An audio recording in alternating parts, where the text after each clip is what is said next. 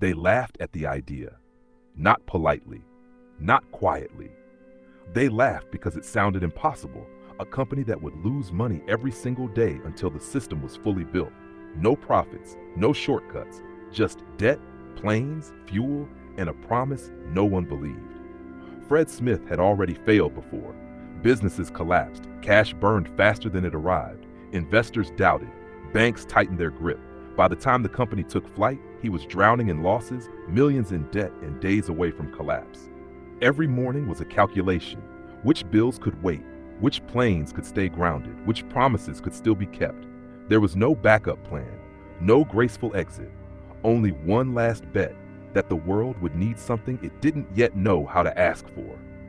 This is not a story about confidence. It's a story about commitment when quitting would have been reasonable. This is the story of Fred Smith. The idea didn't come from confidence. It came from frustration. While studying economics, he noticed something everyone else ignored, that modern business moved faster than delivery systems allowed. Packages waited, documents stalled, decisions slowed. He imagined a network built for speed, not convenience, a system where planes, hubs, and timing worked as a single organism. When he presented the idea, people smiled first. Then they laughed. They said it was too expensive, too complex, too dependent on fuel, weather, and precision. They said it would never work unless everything worked at once. They were right, and that was the problem. The system couldn't be built in pieces. It couldn't grow gradually. It had to exist fully or not at all. So he built it fully.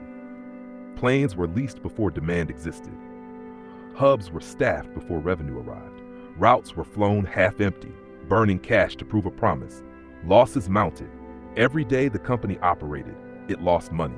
Investors grew nervous. Credit tightened. Fuel prices rose. And still, the system flew. Because stopping would have meant admitting that the laughter was right.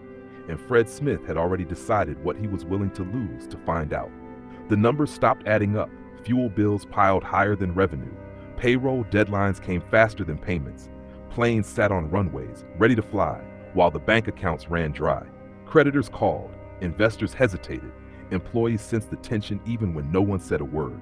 Every option led to the same conclusion: shutdown. There was no gradual exit, no soft landing. If the company stopped flying, the system collapsed instantly. Fred Smith faced a choice that doesn't appear in business textbooks. Shut it down and save what little remained, or keep flying with no money left to lose. He chose to keep flying. With fuel suppliers demanding payment and banks refusing extensions, he searched for time, not profit, just time. And time was expensive. So he made a decision that would define the rest of his life.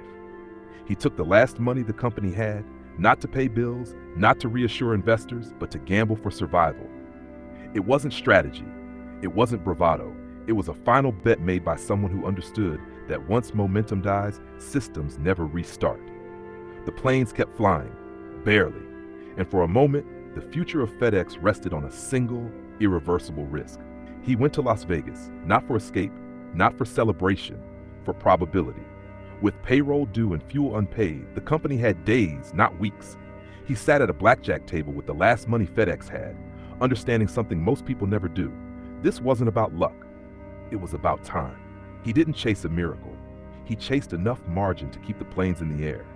Hand after hand, the risk stayed brutal, the stakes unforgiving.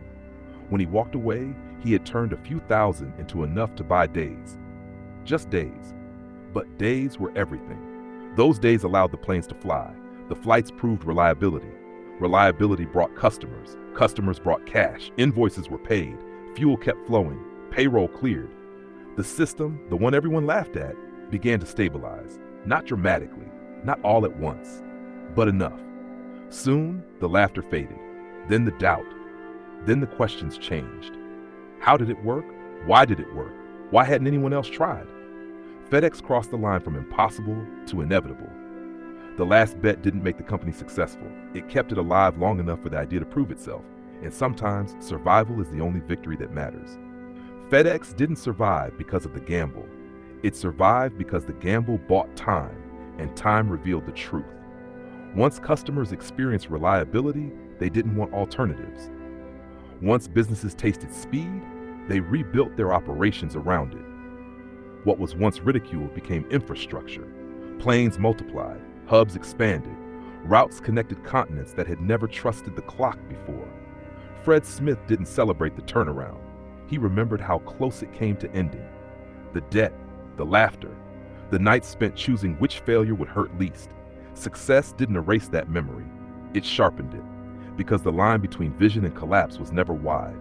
It was measured in days, in cash flow, in belief. People would later call him lucky. They would talk about timing, about courage, about a bold founder's instinct. But luck doesn't keep planes flying when money is gone. Commitment does. FedEx became a global system because its founder refused to let momentum die before the idea had a chance to speak for itself. The last bet wasn't about winning. It was about refusing to quit while the truth was still unfolding. And sometimes that's all it takes to turn laughter into silence.